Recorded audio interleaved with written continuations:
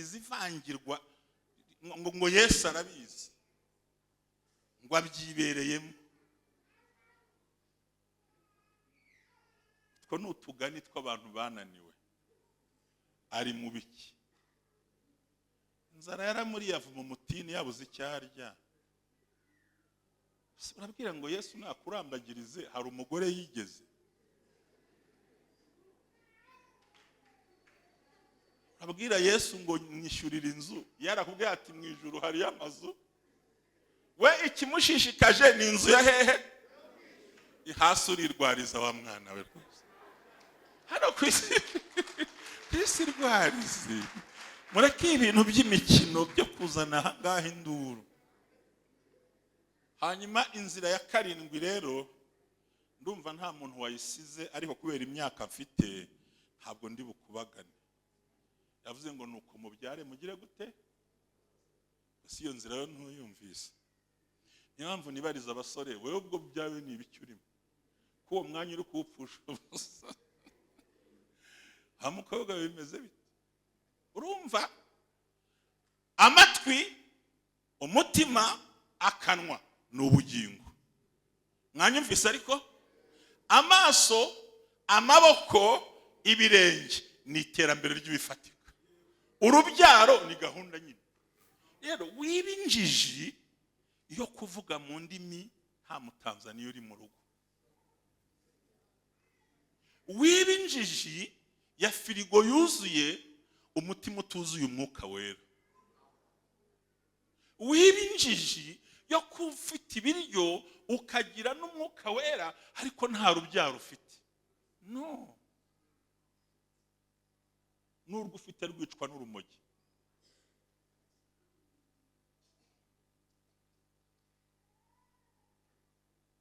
Ngo Yesu naguhitire nk'umukobwa, uwo mwanya Yesu yawubona. Ngo Mana rwose ndarindiriye ngo umuhungu uzanzanira nzazana uwo. Ntabwo uzi iby'ubusengera. Hepfo hari ibandira ikiritse urumogi ariko ritarasenga kandi rikeneye umugore kandi wasabye izamugucomeka. Uzajya unanirwe no gusenga uti Mana ndashaka umugabo uzamara irari ry'umutima iry'umubiri uzanshyigikira tuzajyana mu ijuru umugabo umeze gutya umugoro.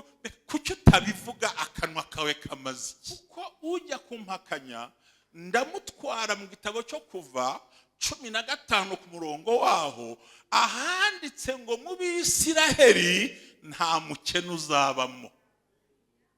Bibiliya irabeshya. Kuki uyu munsi wambaye urukweto rumeze nk'isamake banigiye mu mazi? Bibiliya irabeshya cyangwa turayibeshyera?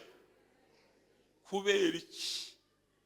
Amaso yacu aratwikiriye, ibiganza ntibikora. Hari uwo twaganiye arambwira ngo 2 miliyoni zakora iki? Ndamubwira nti hari n'abacuruzi 100,000 cyangwa 5. Rega buriya mwibanga ryoroshye, ahantu hose ugeze amaso uzahageza ibikorwa. Attention, unyumve, ahandi ni amaboko. Imana ibwira uwitwa Mose, nzaha umugisha icyo muzagerageza kugira gute. Ubwo urumva ko the main cyangwa se uburyo bukomeye bw'imigisha duhabwa n'Imana ni mu maso, ni mu kiganza no mu birenge. Aha niho hari imigisha ituma duhagarara mu rwandiko rwa 2 rw'Abatesaloniki ibice 3 umurongo wa 2 havuga ngo kugira ngo dukire abantu b'ibigoryi kuko kwizera kutagirwa n'abantu bose. Eshatu mbabwiye ni izinjiza imigisha ituma tudasuzugurwa. Hakaba rero n'andi masoko aduha umugisha ashingiye ku matwi no ku munwa. Niwumva ukizeza umutima ukatuza akanwa uzakizwa. Mwakwikirije ngo amen. Oh Baba wetu wa mbinguni, ndagira ngo dutandukanye dutandukanye icyo twita imigisha yo mu gakiza n'imigisha y'ibikorwa. Muranyumva ariko?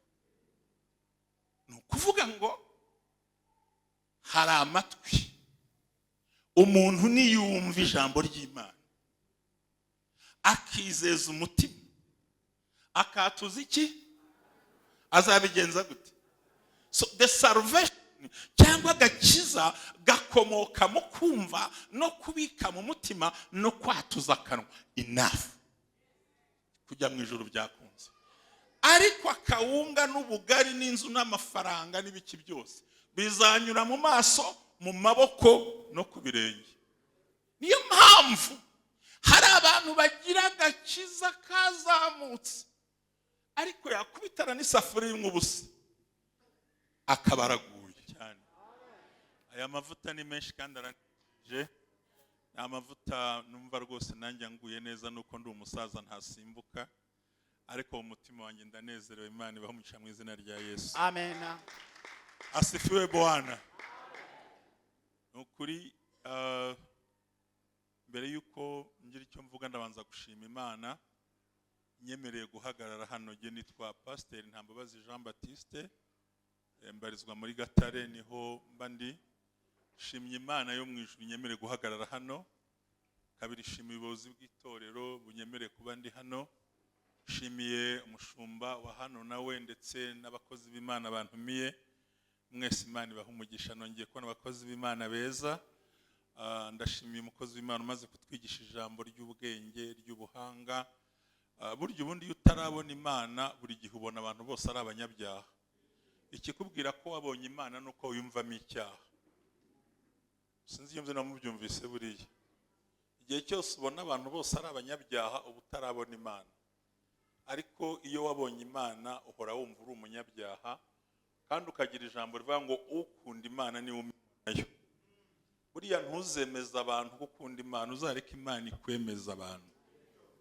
Abantu benshi hari igihe tuvunika tukabyina tugasara ngo twemeze abantu, ntabwo bikunda.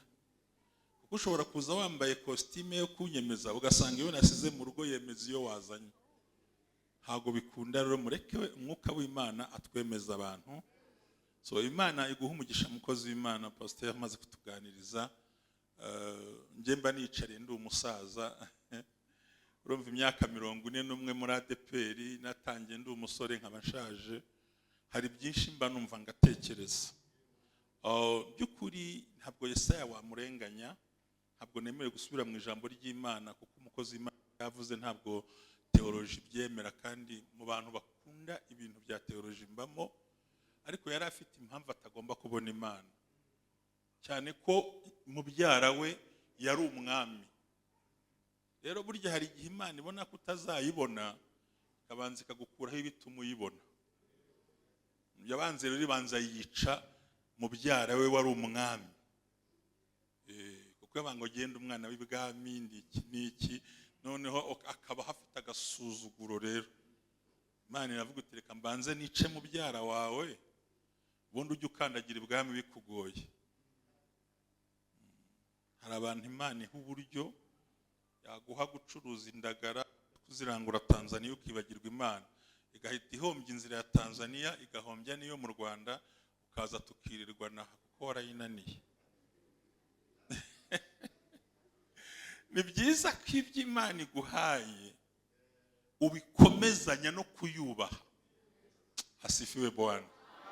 Ni ijambo yavuze numva ndarikunze nuko naje natinzaho gake kubera akazi, ariko nta nubwo nemere gusubira mu cyigisho cye, ariko Imana imumpera umugisha. Nubwira Imana ngo Mana mbabarire nabuze uko njya mu murimo wawe kubera urubyaro, inda gake zatangira ibagaremo, noneho nimara kubagara uzaza uterane neza. Reka tusenge twabyaye benshi, dusenge twabyaye bake, dusenge turi abashomeri, dusenge twabonye akazi, dusenge dushonje, dusenge duhaze. Hey! Ele masase fobe. Dusenge badusuzugura, dusenge twubashywe, ariko ntihagire ikintu niki kizagabanya umuvuduko w'umubano wawe n'Imana. sako mvuze murakumvise. Usenge bakwanga, unasenge bagukunda. Usenge nta mafaranga ufite, usenge n'ikofi yuzuye. Turimo turajyana. Ntihazagira icyubahiro, ntihazagira amafaranga, ntihazagira ikintu kizakubuza gusubiraho Imana yaguhereye ibyo bintu. Cyo mvuze muracyumvise ariko buriya. Kera nigeze kugira umugabo urwanyamo gake, ariko yagombaga kundwanya kuko sinahuzaga nawe. Cyane ko mpuza n'abantu bacyubundi mu buzima. Ariko rimwe turavuga ibintu tuvuga,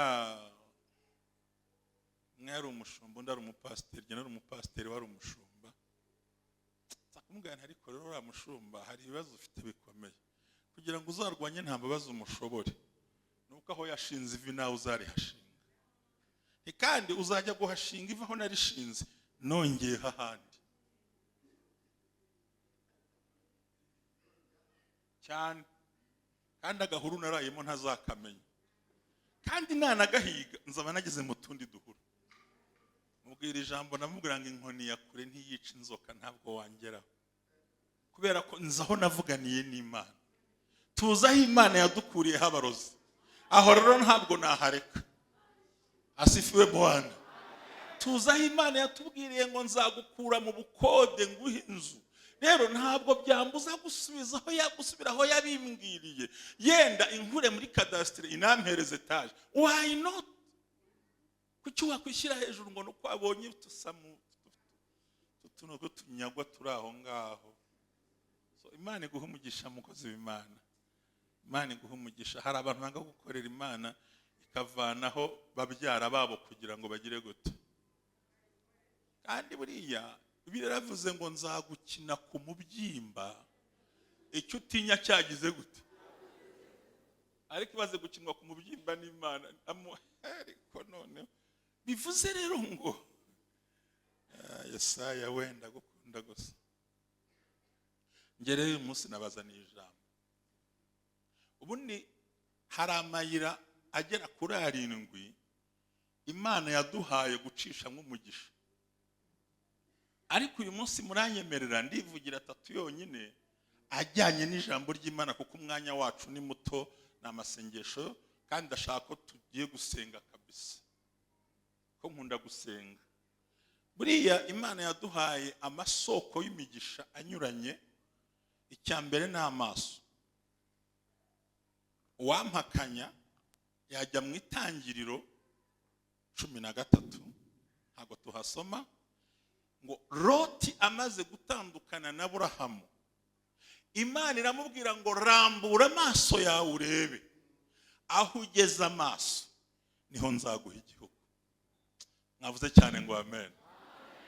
Urumva icyo bita vision, ari cyo abazungu bita destin. Ni ukuvuga ngo aho ugeze amaso yawe ni naho wageze ibikorwa Imana yaguhaye. Kabiri iramubwira ngo genda, aho uzakandagiza ibirenge hose nzahaguha. Ntabwo Imana yaguha inzu muri Kigali utaraje uzanya envelope. Hari abantu baje muri Kigali turi ababoyi, turi abayede, turi abafundi, dukurikiye bene wacu utazi niyo tujya. Yanakubwira ngo nzakugirira neza ariko se wangaburiye kuruta kungirira iyo neza itagira ibiryo ubundi yikura. Ariko bangahe mwicaye mu by'Imana yavuze? Bitewe n'iki? Warahagurutse ufata envelope uraza. Urangije uhashyira ibirenge. Kandi aho uhagaze niho Imana iguhereza. Avuze cyane ngo amen. Mwazamuye haleluya. Ngiye kubigisha nk'umusaza, attention. Unyumve. Ahandi ni amaboko. Imana ibwira uwitwa Mose, nzaha umugisha icyo muzagerageza kugira gute.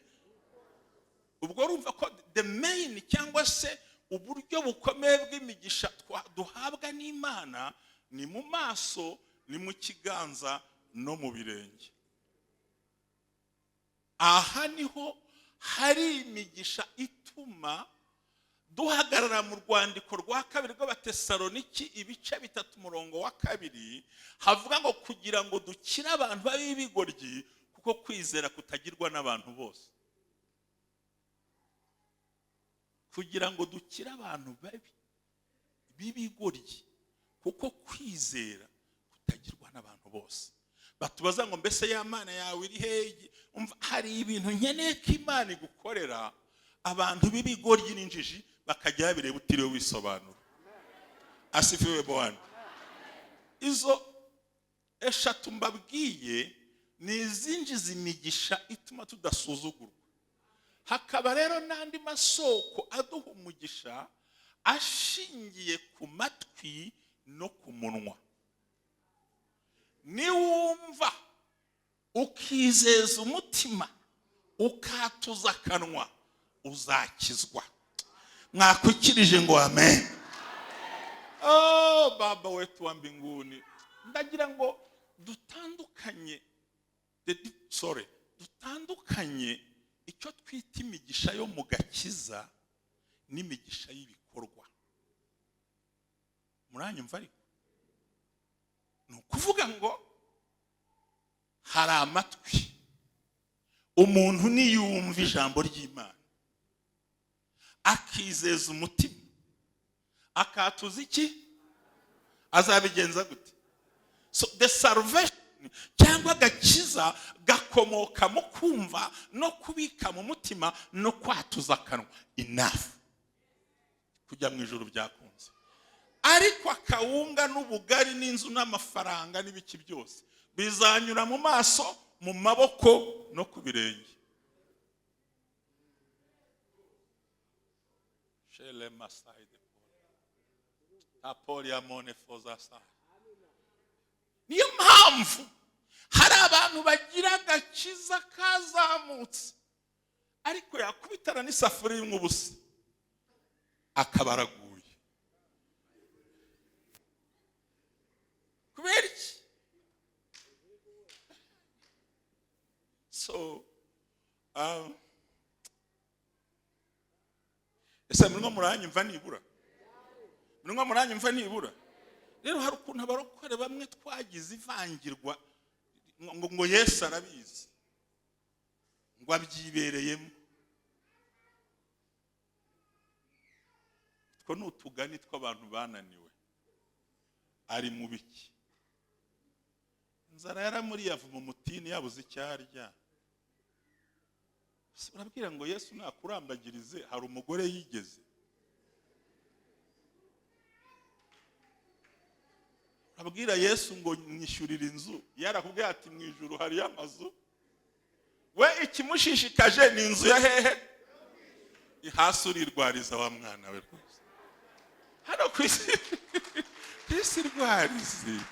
Mureke ibintu by'imikino byo kuzana ngaho induru. Hanyuma inzira ya 7 rero ndumva nta muntu wayisize, ariko kubera imyaka mfite ntabwo ndi bukubagane. Yavuze ngo nuko mubyare mugire gute? Si iyo nzira yo ntuyumvise. Niyo mpamvu nibariza abasore, wewe ubwo byawe ni ibiki urimo? Ko uwo mwanya uri kuwupfusha ubusa. Hamukobwa bimeze bite? Urumva? Amatwi, umutima, akanwa ni ubugingo. Mwanyumvise ariko? Amaso, amaboko, ibirenge ni iterambere ry'ibifatika. Urubyaro ni gahunda nyine.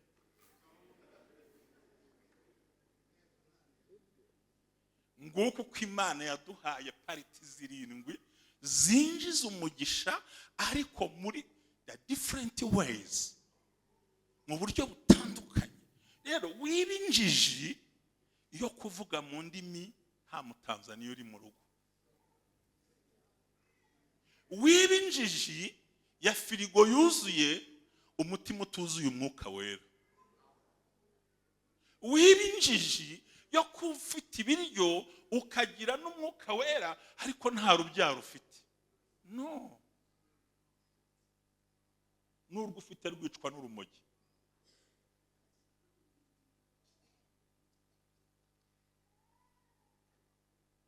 ngo Yesu naguhitire nk'umukobwa, uwo mwanya Yesu yawubona? Mana rwose ndarindiriye ngo umuhungu uzanzanira nzazana uwo. Ntabwo uzi iby'ubusengera. Hepfo hari ibandira ikiritse urumogi ariko ritarasenga kandi rikeneye umugore, kandi wasabye izamugucomeka.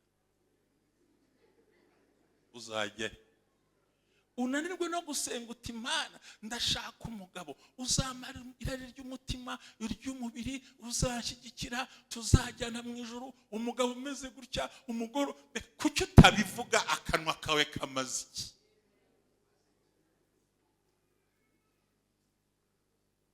Nibura introduction nkoze murayumvise cyangwa mbaze mbisubiremo ndagira ngo ubyumve.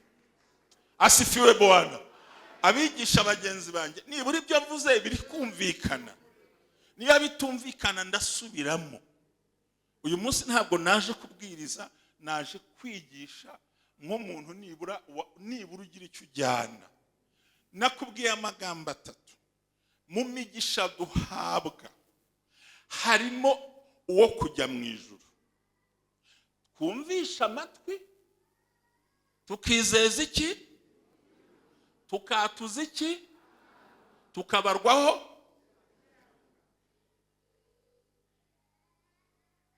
Umugisha we bifatika, kuko ujya kumpakanya ndamutwara mu gitabo cyo Kuva 15 ku murongo waho ahanditse ngo mu Bisiraheli nta mukene uzabamo. Bibiliya irabeshya. Kuki uyu munsi wambaye urukweto rumeze nk'isamake banigiye mu mazi? Bibiliya irabeshya cyangwa turayibeshyera? Kubera iki? Amaso yacu aratwikiriye, ibiganza ntibikora. Hari uwo twaganiye arambwira ngo 2 miliyoni zakora iki? Ndamubwira nti hari n'abacuruzi 100,000 cyangwa 5. Rega buriya mwibanga ryoroshye, ahantu hose ugeze amaso uzahageza ibikorwa. Ahantu kandagiye ntugomba kuhava. Ariko simvuze ngo mu nzu y'abandi ukodeshe ngo uyambure nyirayo, ahubwo uzavuga uti nageze muri Kigali. Turimo turajyana kandi amahirwe arahari.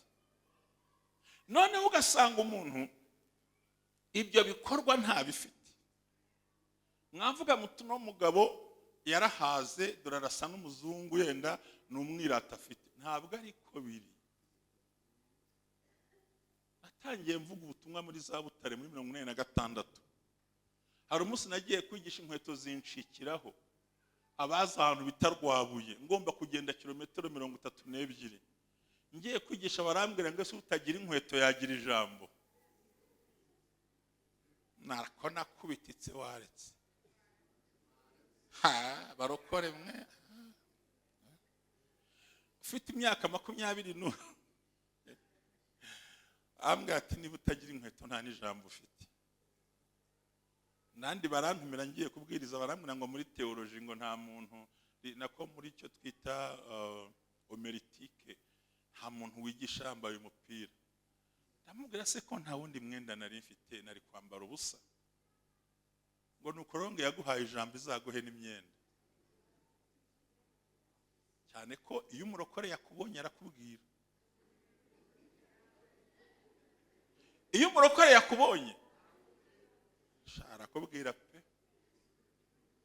Ariko hari ibanga riryoshye. Imana yaduhaye umuntu umwe, iduha amatwi angahe. Iyo uri umunyabwenge abikubwirira ukabikururira, bigasohokera hehe? Nibwo uzaba umurokore mwiza. Ariko yibitse ngaransuzuguye ngarantutse, atakubwira se akubwiye ibiri byo. Aravuze ngo waragumiwe warenze no kugumirwa. Hari icyo yakubeshyeye hose? aravuze ngo warambuye, abo bambuye baguhagaze iruhande. None se barakubeshyeye? Bakubwiye ko wambaye umupira kandi niwe wambaye. None se bako bakuvuze uriwe uragira ngo bigenze gute? Nta kindi kintu bikoramo. Uravuga ngo ndagushimira Mana ko wampaye amatwi abiri, uku kumvise kuno kubisohore. Asifiwe Bwana. Asifiwe Bwana. Abakunda Imana mwizamurira ibiganza rwose. Imana igiye guhindura ibintu byose mu izina rya Yesu. Imana igiye guhindura ibintu mu izina rya Yesu. Mwazamuye haleluya bakunda Imana nkabyumva cyane buri. Niyo mpamvu rero nashatse kwifashisha ijambo rigaragara mu butumwa bwiza bwa Yesu Kristo ibice 11. Ndashaka ko tuganira ku nkuru za Lazaro. Munyemerere tuzivugeho, ariko mvuge ku biganza, mvuge ku maboko, mvuge no ku birenge. Ndifuza ko uyu munsi witeka kubohorera umugisha wawe. Ndifuza ko Imana igira ikintu ikora ku mibereho yawe. Ni byiza ko twuzura umwuka wera tukavuga mu ndimi. Ni na byiza ko tugira urubyaro. Ni na byiza ko tugira n'ibidutunga muri iyi si, kugira ngo umuntu w'Imana aba afite ibyuzuye. Kuko hari igihe ushobora gutangira gusenga ukavuga mu ndimi, ukabona message ya nyirinzu ngo kutaranyishyura uri hehe. Ubwo urongera kuvuga mu rurimi. Atangira ngo ariko ba nyiri ibyondo nabo. Si byo nshuti yanjye. Ndabona mwacecetse mwatuje n'abamanuye mu mavuta. Aya ngaya ni amavuta yinjizwa n'ihembe rikomeye byihorera. Reka dusome umurongo wa 44 ubutumwa bwiza bwa Yesu Kristo ko bwanditswe na Yohana ibice 11 n'umurongo wa 44. Turifashisha hano tuze gusoma n'ahandi. Mukozi w'Imana yangerageje nari nasabye ko nigisha 25 minutes amhereza isaha. Ubwo reka nemere ko umwuka yavugiye muri we. Reka nze dukora umurimo w'Imana rero sasa. Asifiwe Bwana. Kandi numva ari by'umunezero. Ndakwinginze ngo kugira ngo umuntu w'Imana afite ibyuzuye byose, kumvisha amatwi, yizeza umutima, katuza akanwa, kabarwaho gukiranuka, kugira ikintu ukora, kugira icyerekezo no kugenda hakwiye, Imana ikaguha umugisha. Haranditse ngo mwahageze. Bundi gihe nishakiraga kari akarongo ko hasi nuko nyine umuntu umwe nakintwaye. Haravuga ngo uwari upfuye arasohoka azingazingiwe mu myenda n'amaguru n'amaboko n'igitambaro gipfutse mu maso. Yesu arababwira ati nimumuhambure mumureka agire gute? Ukuri sinikure kugende kabisa. Nifashisha undi mukozi w'Imana hansomere cyane kurushaho jewe. Yasoma nta mikrofone yaza nkayimuhazi.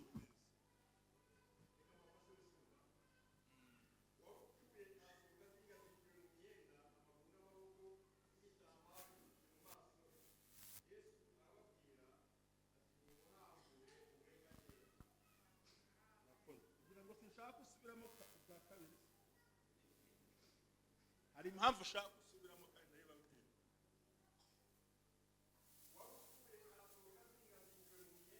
Uri muri ruta nko humura bakakwandikira mu kugenda gake. Genda gake. Warukuye yego asohoka asigazingira mu myenda amaguru n'amaboko n'igitambaro gipfutse mu maso. Yesu arababwira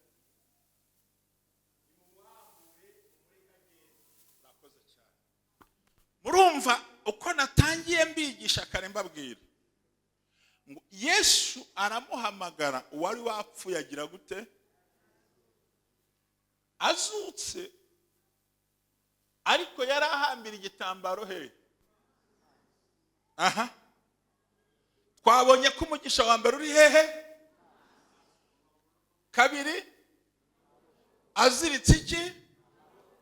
Gatatu,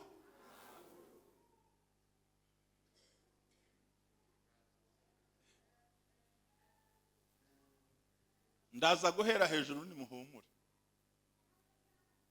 Hako mbibariza kandi nciye bugufi ntirukanse. Ubundi umuntu wari uziritse amaguru yasohotse ati abateologiye mumfashe n'abateologe mumfashe. Arahamagara ngo wari upfuye agira gute? Yasohotse gute kandi aziritse? Ubundi ubayeho gute kandi utagira akazi?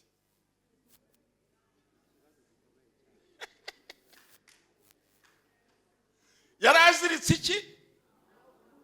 Ndagira ngo nkubwire ibintu abantu bakuziritse ntibizakubuza kugenda. Asifiwe Bwana.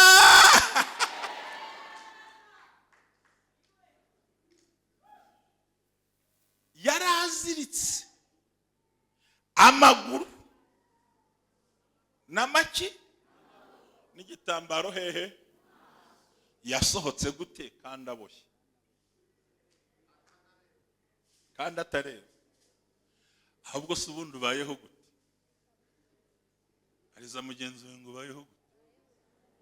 Ko nta salary yo ku kwezi ugira, niyo ugira kari makeya, ubundi ubayeho gute?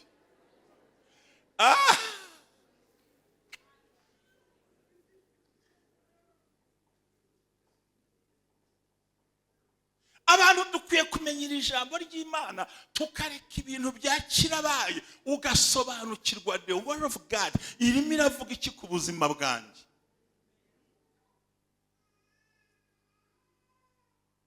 Duhereye hejuru ni ikiganiro Yesu yabwiye abantu atari ko inshuti yanjye irarwaye, kandi by'ukuri bari bahuriye kwa Marita na Mariya. Arangije ngo arasinzira, intumwa ati aho murazakanguka. Abwira intumwa ngo tugende kureba Lazaro, bati Yesu byihorere, ubushize abayuda bari bakwirengeje. Arababwira ngo ugenda ku manywa ntatsitara, ngo kire kugenda nijoro. Yesu araza, we ijuru ryabonye ko Lazaro asinziriye, rubanda rujya guhamba.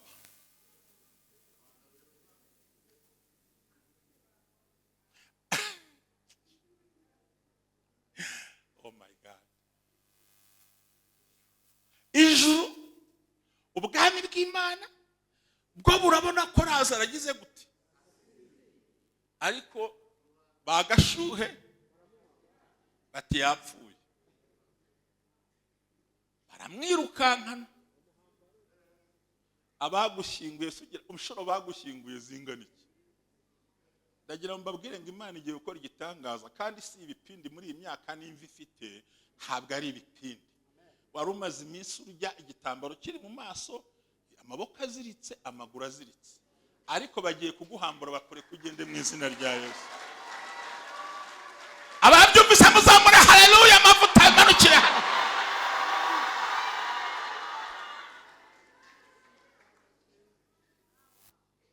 Yesu azi neza ko Lazaro agize gute, ariko abaturanyi bacu bati yagize gute. Icyo nkundira Yesu nawe asibira gatatu, kandi burya ngiye kubwira ikintu, ubundi ikintu cya mbere gipfa iyo umuntu akimara gupfa, icya mbere ni ubwonko, bihita birangirana. Burya ntabwo inyama z'umuntu zipfira icyarimwe, burya impyiko ipfa nyuma, ubundi umutima, ubwonko bisa nk'ibikurikirana, ariko imyijima burya tugenda dupfa mu buryo butandukanye. Ntabwo ibintu byose birangirira icyarimwe. Burya mu masaha 24 impyiko bayikuramo da, bigifite gahunda na porogaramu, ariko ugipfa ubwonko n'umutima birahagarara. Hari ibindi rero ntabigikora rero. Noneho rero iyo hashize iminsi 3 ku munsi wa 4 umuntu aba yabaye decompose, mbega uba washwanyaguritse byarangiye nta gisigaye, inda nibikira aho ngaho. Ku munsi wa 4 Yesu araza, bati yarapfuye.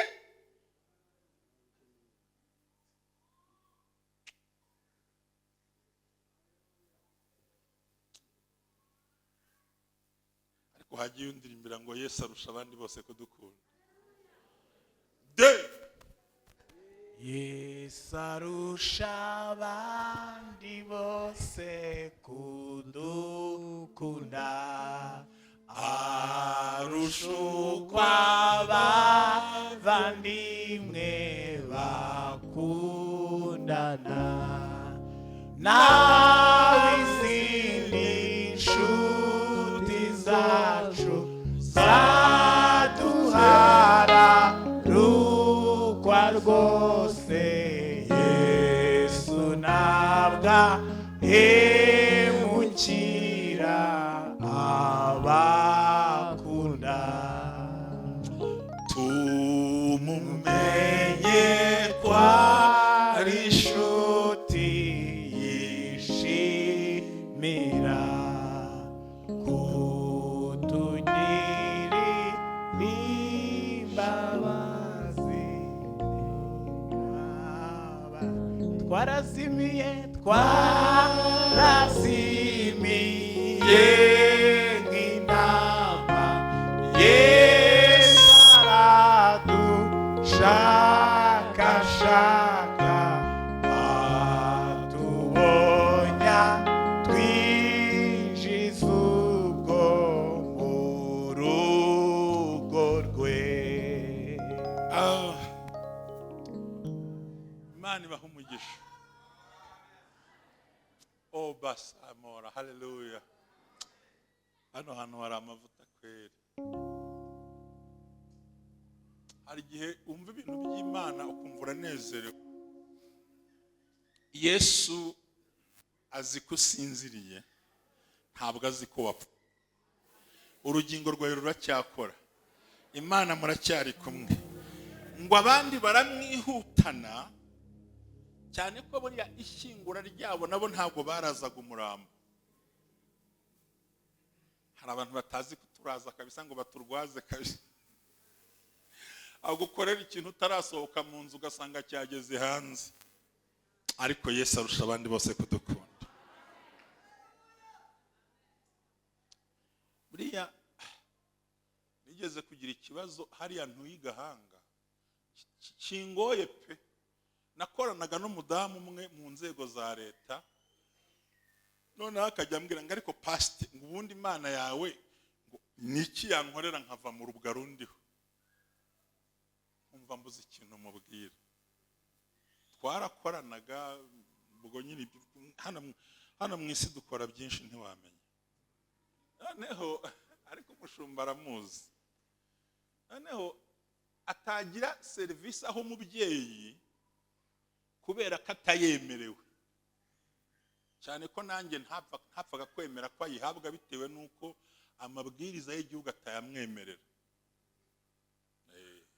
Noneho bakamurakarira ati n'ubundi umugore utarabyaye nta cyiza yamarira abana, yarangiza akaturika mu birakarira. Noneho akambwira ngo se pastor, ngo ubundi wowe umariye iki? Ese ko nge ntatera inda cyeko. Ariko rimwe ngiye kubabeshya ngo nari nizeye, sinzi ahavuye imbaraga. Ndamubwira ngo ndabona utazabyara urina, ariko 2026 uzaba ukikiye umwana. Arambwira ngo abesikoro baragwira. Noneho rero nubwo uzi ko ari jye ukuyobora ngo ushinzwe, ubu nagutangamo raporo. Noneho bibaza ko bamwimura wa mubyeyi Kankesha Angelique, afite umwana mwiza cyane no mwaka ubwo mu myaka 20. Mu myaka ingahe? Abantu bazi ko wapfuye ari kuriho, baragushyinguye ari kuriho, kandi Yesu ari mu nzira aje kukuzura. Haleluya! Aho bakubitse Imana izagukurayo, aho baguteretse Imana izahakuvana. Iyi Mana ntikora nk'abantu, ntigenda nk'abo.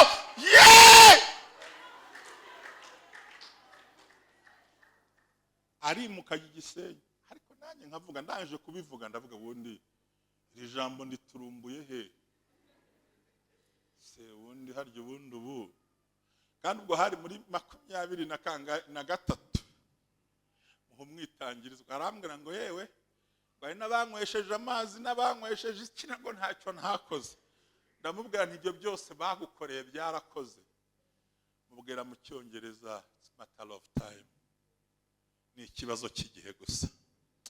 Ariko mwankundiye mugafashwa. Wambwiriye mugenzi we ngo ni ikibazo cy'igihe gusa, kandi Yesu ari mu nzira rimaza. Oh hallelujah. Mubwira it's a matter of time. Bivuga no mu Cyongereza nta cyaha kirimo.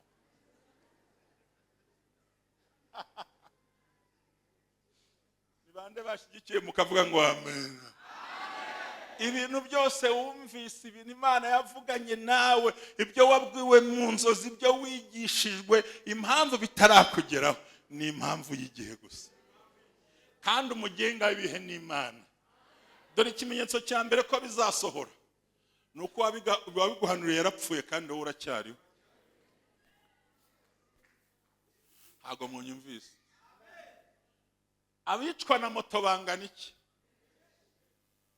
Uribuka moto ari guhitanya Imana ikagukiza? None se kuyo kiriho? Ikimenyetso cy'uko ari impamvu y'igihe nuko kiriho.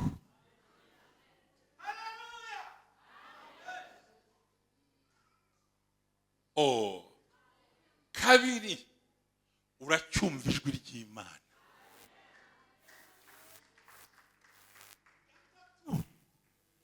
Umunsi bazi ko ugomba guseberaho ntibijya bibaho. Muzamure haleluya. Ngiye impamvu, ariyo mpamvu Elizabeth yabwiye Mariya ngo hahirwa uwizera ko ibyo yabwiwe n'Umwami Imana bizagira gute. It's a matter of time. Selo taselma. Tu, unasubiri muda wako basi. Wangu upo na wako upo. Rero iyo umuntu arwana n'igihe, ikikubwira kuri mu gihe cyawe nuko abantu bakuvugira mu gihe cyawe. Ikikubwira kuri mu gihe cyawe nuko abantu bakuvugira mu gihe cyawe. Ese na nubu nta kazi urabona? None saa 4 ndi mu muhanda, abafite akazi ntabari mu biro. Umuntu akubaza ubusa koko.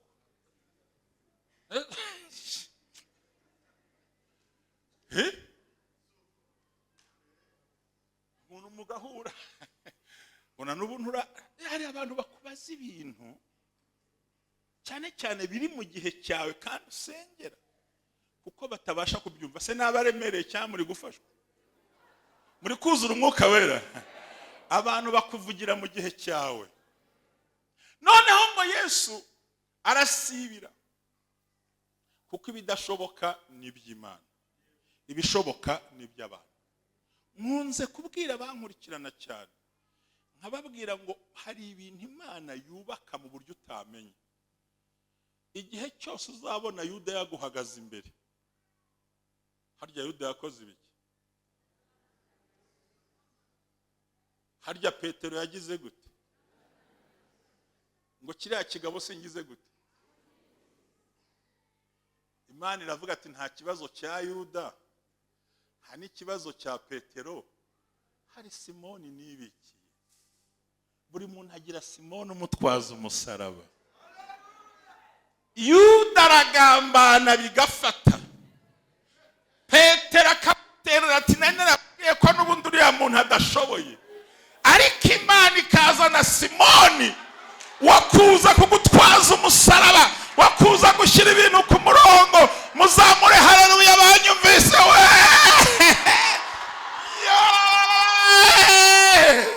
Reka bwira Yuda ngo tuza, na Petero tuza, hari Simoni.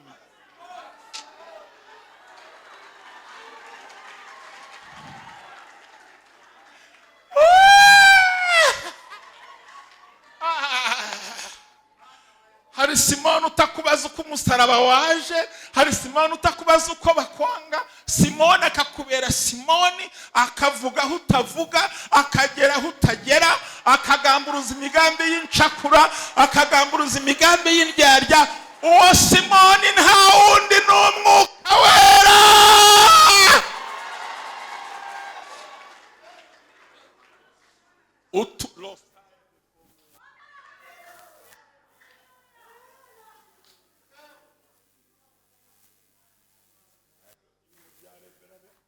bya revera biba bijemo, nta mpamvu yo kuvuga mu ndimi cyane kandi ndi revera wapi.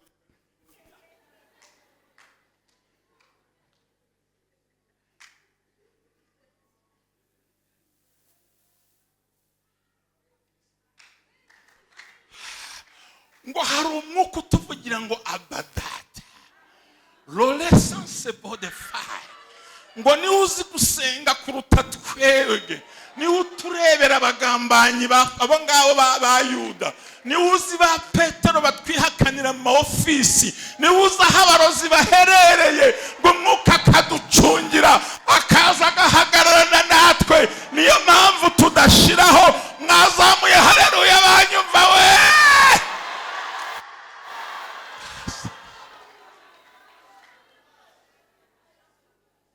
Ya minota mpaye ntiragabanuka, reba aho isigaye. Ngende umuzungu nta kibazo mutandekera aho ngaho. Isigaye kugira ngo mpite bisoza. Yimbwira nta kibazo, je ntabwo ngira umuntu ngo hari ibindi bisigaye ntaravuga wapi. Ubwo isaha yegeze ibyo ngomba kuvuga binarangiye banza lokasa. Bafata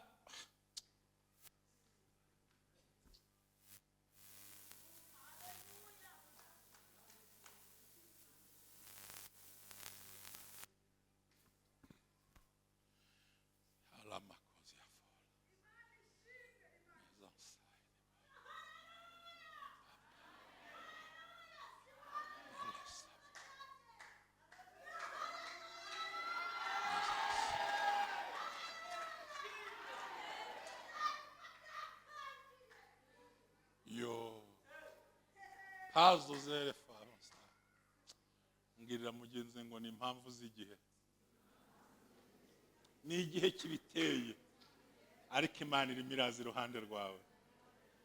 Urumva baramushyinguye sarasibira, ariko kubera bwa bwenge bwa Yesu yohereza Simone ariwe wa mwuka wera ubuza Lazaro gushwanyuka.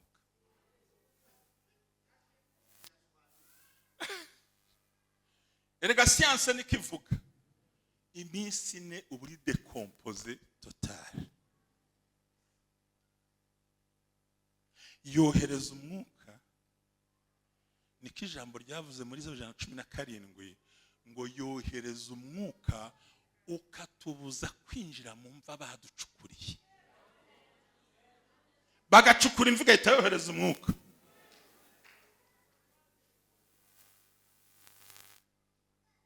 Noneho bituma agera ku munsi wa 4 ataraba decompose. Ndashimira Imana ko gira, ndashimira Imana ko kiriho, ndashimira Imana ko kivuga, ndashimira Imana ko gihumeka, ndashimira Imana ko tararara hanze, ndashimira Imana ko tarabura icyo kurya, ndashimira Imana ko itarakurekura, ndashimira Imana ko itaraguteza abantu, ndashimira Imana yuko abavuze ko uzapfa uyu munsi ukiriho, ndashimira Imana ko itarakuvanaho imbabazi zayo. Muzamure haleluya banyumvise we.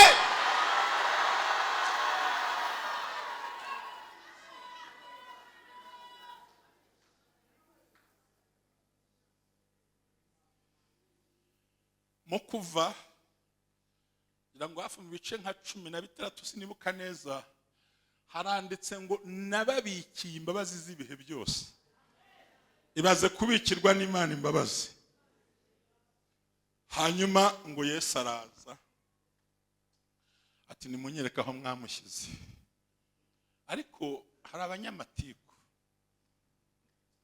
buriya tugira abantu bagira amatiku. We yuza kuhaba musaza wacu ntawe yarigize gute nyumvira, ngiyo utaza kunsuzugura ngo mana ntakoze biri, we nta burenganzira ikintu wankorera Imana itabishatse. Yesu atari ko sinabwiye ngo niwizera urabona ubwiza bw'Imana, ngo yego ndabizi ko ku munsi w'imperuka bazazuka.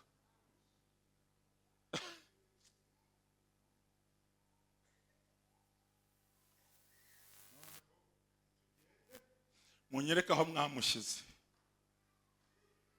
Iri jambo ndagira ngo uryumve mu kinyabupfura. Yaravuze ngo nimunyereka aho mwagize gute. Urumva yaravuze ngo nimunyereka aho yagiye. Naho bagize gute. N'abantu babigize gute. Bo baramuhambye ariko Yesu azi ko asinziriye. Bahageze batunga gatoki bifashe ku mazuru. Ese buriya muzi ikindi cyabayeho? Ugira ngo se nshuti zanjye muraho yemwe. Se mwacuranze ka sente nkumva niryohewe. Nibwo mvuga iri jambo ryiza.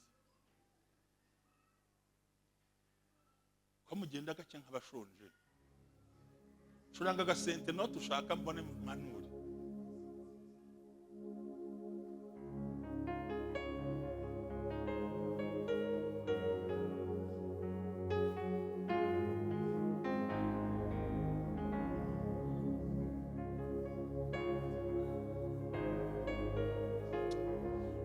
Baragushyinguye ariko uri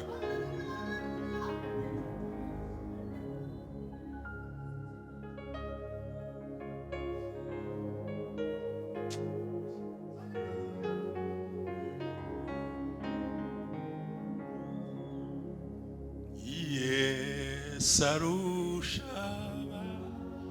hobini wa ndashaka kubwira urukundo rw'Imana. Yesu indirimbo irarangiye ariko ukomeza ucurange n'ubwirangiye. Curanga ndakubwira.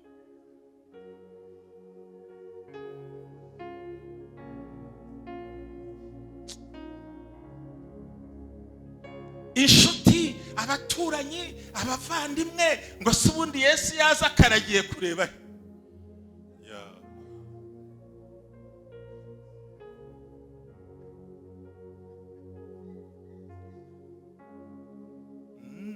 Amagambo yanjye ataba menshi. Shimwa Mana kuko Haleluya. Sikapala ya moferi. mutima wanjye himbazi yo Mana. Poza ngori ya rebose. Unezerwe kuko ndamahoro. Mutima wanjye himbazi yo Mana. Unezezwe kuko ndamahoro. Nubwo amagambo yanjye ataba menshi. Haleluya. Shimwa Mana kuko ndamahoro. Nubwo amagambo yanjye Yesu we. amagambo yanjye ataba menshi. Shimwa Mana kuko ndamahoro. mutima wanje we, Mutima wanjye himbazi yo Mana. unezezwe kuko ndamahoro. Murakoze cyane Imana iguhe umugisha. Nagira ngo numve banze stabilize byari bindimo byari bimbanye byinshi. Nagira ngo ntaza kwica gahunda kandi ndi umusaza. Ariko kakubwira ijambo rimwe. Yesu asibira gatataza kuri uwo munsi. Ariko kumbi mukuza kwe Lazaro yari atarashwanyuka. Kuko hari umwuka wagiye kumurindirayo. Ndashimira Imana ko ikiri kumwe nawe. Mu ikofi nta kirimo. Mu isakoshi nta kirimo. Kuri konte nta kirimo. Ni ukuri nta n'icyo ufite gusobanurira buri muntu. Ariko uyu munsi uriho. Nta n'uwakubonaho umwera. Ariko muzi ukuntu musa neza. Wambabariye ukireba uzi ukuntu usa neza ariko. Uzi ko usa nk'umuntu wariye neza. Uzi ukuntu usa neza ariko. Uzi ko n'ufite imvi usanga ziri ku murongo. Muri mwebwe ni ukuri. N'uwambaye agashati ndabona gateye. Umuntu araseka ukabona yayiborosheje kandi nta korogate ufite. Imana irirahiye ntizaguha abagushungera. Imana irirahiye ntizaguha abagushungera.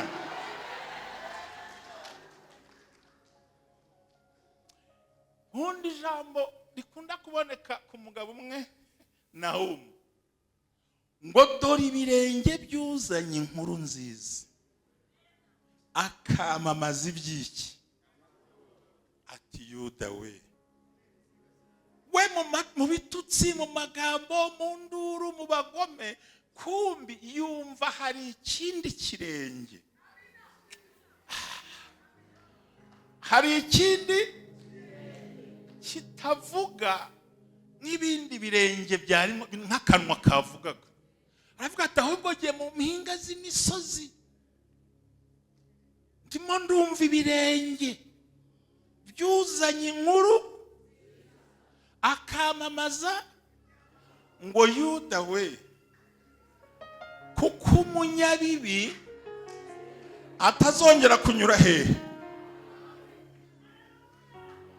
Ubwo nakatari hanyuze uko abantu bavuga ngo Lazaro yaraboze, Lazaro yaranutse, Lazaro yarapfuye, kumbi Yesu arimo araza. Bashumba abakozi b'Imana, hirya y'induru nyinshi Yesu arimo araza, Yesu arimo araza, Yesu arimo araza. Mwazamuye haleluya! Yesu arimo araza. Lazaro yaraboze, Yesu arimo araza. Yaranutse, Yesu arimo araza. Ndashimira Yesu udatinya gutera intambwe uko abandi babona urupfu rwa Lazaro no kunuka, kumbi Yesu arimo aragira gute? Ayi waraje abigenze neza. Indirimbo yanjye irangiriye aho, nako nzi konyine. Bahindura ibyanza ariko no sembigire gutera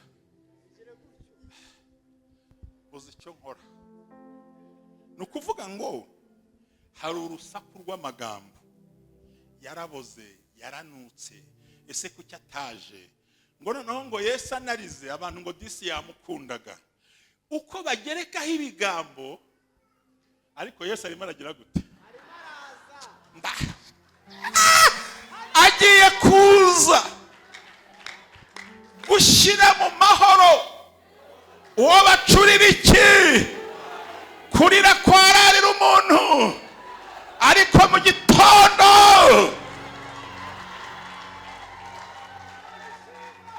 Zaburi 69 ku murongo wa 7 haravuga ngo hari imbwa zirara zihunahuna zimoka ngo zishaka uwo zicoshomera, ariko mu gitondo hirya y'izo mbwa hari impundu zivuga.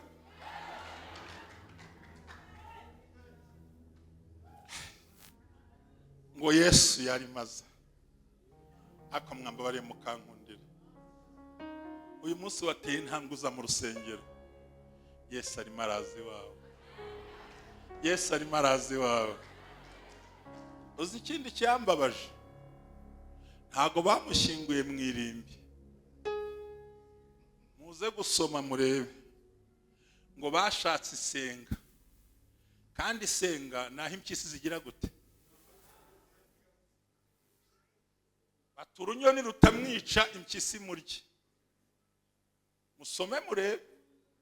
Ntago bamushyize mu mva yacukuwe, bamushyize mu isenga ry'impyisi. Ariko wa Simoni nababwiye umwuka wera ababwira gushyiraho ibuye. Hari igihe umuntu akugerekaho ikintu akagira ngo wapfuye, kumbi icyo kintu akugeretseho ni ikimenyetso cyaho bagushyize.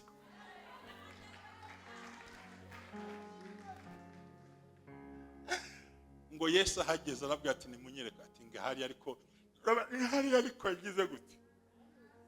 Ahabwira ati ibyo kunuka ntago mbyitayeho. Namukundiye ijambo rimwe. Icyambere munyereka aho mwagize gute? Kabiri mukureho iki?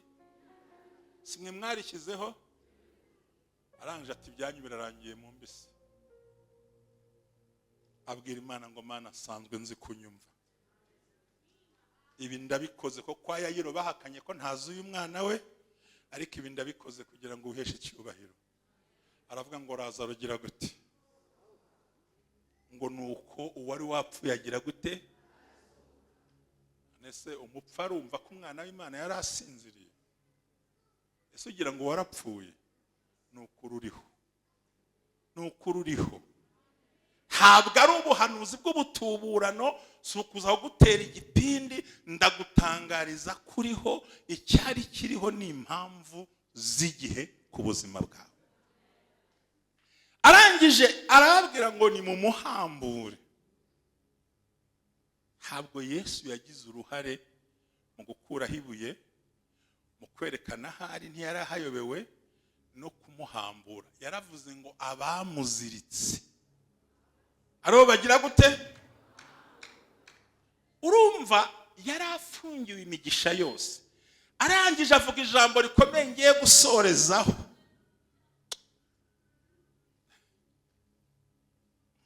Wari upfuye arasohoka.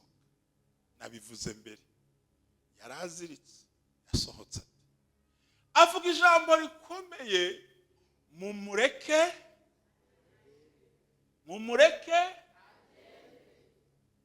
Muri make abamuzanye yabasizeyo. Ubu ni ubuhanuzi bukomeye. Aho isi na Satani bagushize, ugiye kuhasohokana umuvuduko. Ayo mashimo yongere ngiye gusoza. Ugiye kuhasohokana umuvuduko. Muzamure haleluya. Bamukura igitambaro mu maso. Ariko mwavugiye ngo amina. Bamukura igitambaro hehe.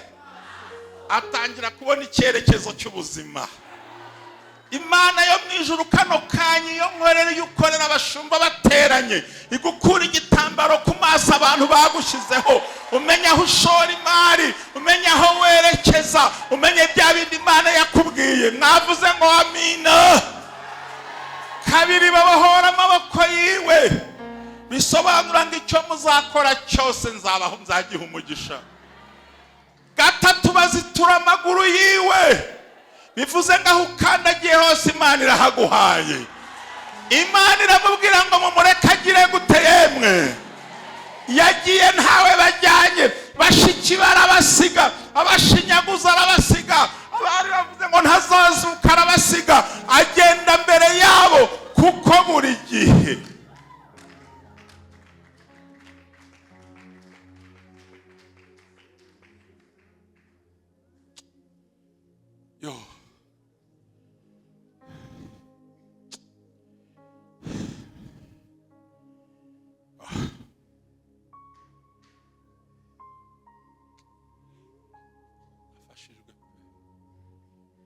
akamanutse nkigira hepfo gato. Ariko reka nkubwire ikintu kimwe.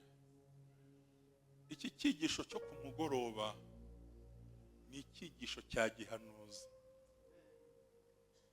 Upende usipopenda, olinga te. Ni icyigisho cya gihanuzi gihindura ubuzima, gishingiye ngo ni igihe cy'Imana kiri kubura. Kandi ntukarwane n'igihe cy'Imana, ahubwo iby'Imana iguhereye mu gihe ujye ubishima. Kandi mu gihe cyawe ntuzaramburire amaboko abagutera umugongo bagenda, ahubwo uzaramburire amaboko abagusanga baza. Kabone nubwo yaza ari umukene, kuko waje kugira akamaro mu gihe cye. Abantu nibakuvaho ntuzarakare, kuko abo sabo umumaro. Uwo mumaro ntabwo yagusiga mu gihe kibi, ahubwo yagumana nawe. Ntiwongere kurakazwa n'abagusize, kuko wasanga ari zo mbogamizi z'amasezerano yawe. So baramuhambe baramureka aragenda. Hasigaye umunota umwe, muhaguruke mbasabire ijambo ry'Imana. Ducurangire ngo ntacyo nzanye mu ntoki.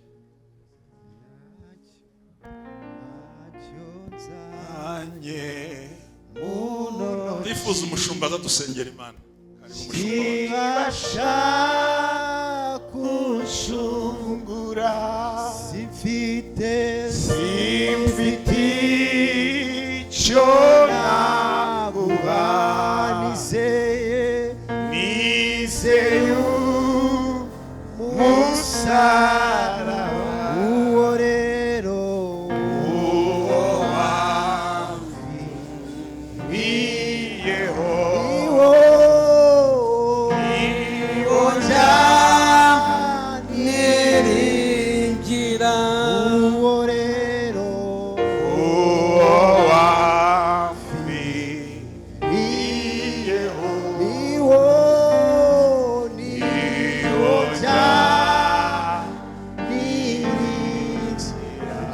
twakora ibyo twakora byose n'umwete wacu wose ayiwe agahinda gasaze n'amarira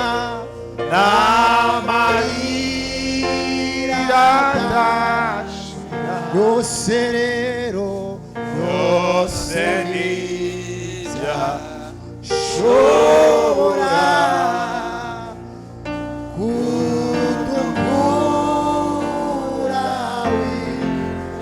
byose rero byose ntibyashobora kudukura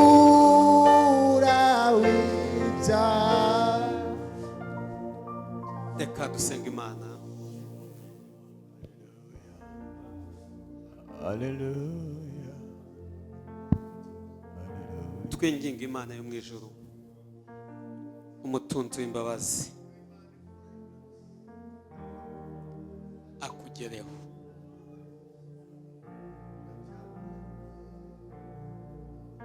Tumwinginga akugereho nubwo abantu babonaga ko ibyawe byarangiye. Twinginge Yesu akugarukeho nubwo nawe ubwawe wumvaga ko amazi yarenze inkombe. Twinginge Yesu akugarukeho. Ni ikibazo cy'igihe gusa, naho Yesu arahari kandi aracyakora.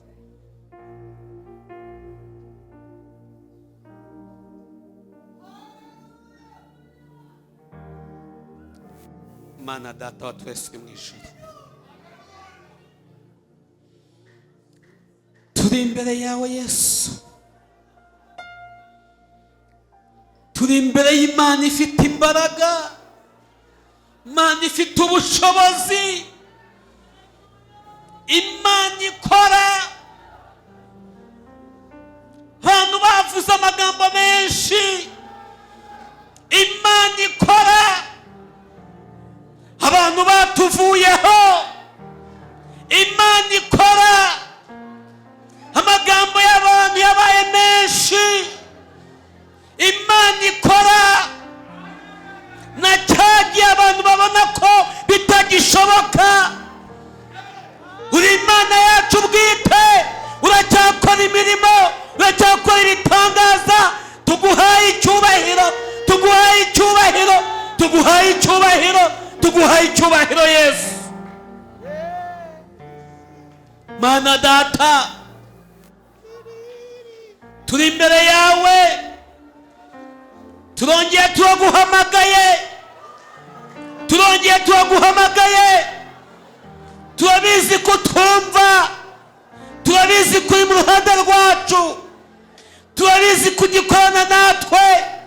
Mana turabizi, tugutumiye kuri uyu mumama, tugutumiye kuri uyu mugabo, tugutumiye kuri uyu musore, tugutumiye kuri uyu mukobwa, turagutumiye Yesu. Ngwino ongera wigaragaze mu byifuzo byabo, ongera wigaragaze mu ntambara zabo, ongera wigaragaze mu byabacaga intege, ongera wigaragaze muri ya magambo abantu bavuga, ongera wigaragaze muri bya bindi abantu babona ko byarangiye.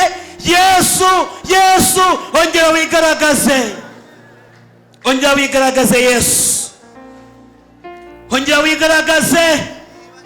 Nubwo abantu bavuze ko bitakunda, nubwo abantu bavuze ko bitakwemera, nubwo bavuze ko bidashoboka, Yesu ongera wigaragaze. Ibyo abantu babonaga ko bitakunda byongere biremeke, byongere bikunde. Nubwo abantu batubonaga nk'abapfuye, twongere tubeho. Nubwo abantu batubonaga nk'abatariho, tubeho mu izina rya Yesu Kristo. Ibyacu byagaragara nk'ibipfuye, Yesu bizure. Ibyacu byagaragara nk'ibitariho, Yesu bigaragaze, Yesu bigaragaze. Abantu baduciriye akarongo yuko bitakunda, Yesu ongera wigaragaze. Yesu ongera wivugire muri twebwe. Yesu ongera wigaragaze, ongera wigaragaze Yesu. Muri uyu muryango abantu babonaga ko uko rusenyutse, Yesu ongera wigaragaze urwubake. Muri ubu burwayi abantu babonaga ko buzabahitana butakira, Yesu igaragaze, igaragaze ku barwayi uburwayi bukire. Igaragaze mu miryango, imiryango ibaho neza. Igaragaze mu bashonje bongere barye neza, babeho neza. Igaragaze mu bakodesha baremere Mana yabo mazu mu izina rya Yesu Kristo. Igaragaze ku muntu wese waje mu nzu yawe, ongera wigaragaze.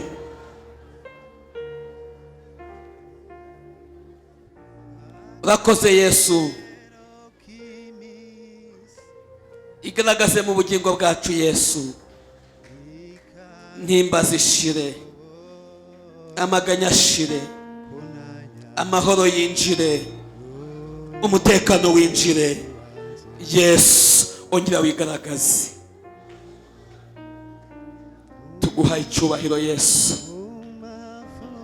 tuguhaye icyubahiro Yesu. Yesu tuguhaye icyubahiro.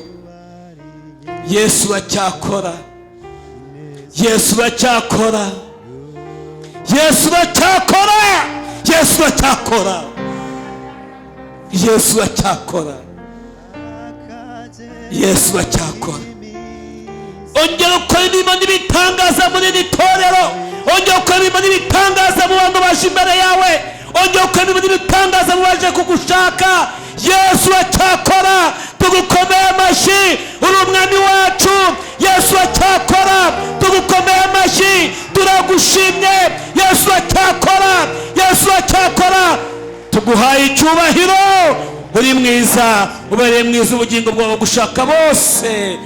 Tugukomeye amashyi, tugukomeye amashyi, tugukomeye amashyi, tugukomeye amashyi, tugukomeye amashyi, tugukomeye amashyi Yesu. Yesu tugukomeye amashyi, Yesu tugukomeye amashyi, Yesu tugukomeye amashyi. Turagushimye, turagushimye, uri mwiza. Urakoze Mana, cyubahiro n'ikibi cyawe mu ijuru no mu isi, mu izina rya Kristo Yesu, amen.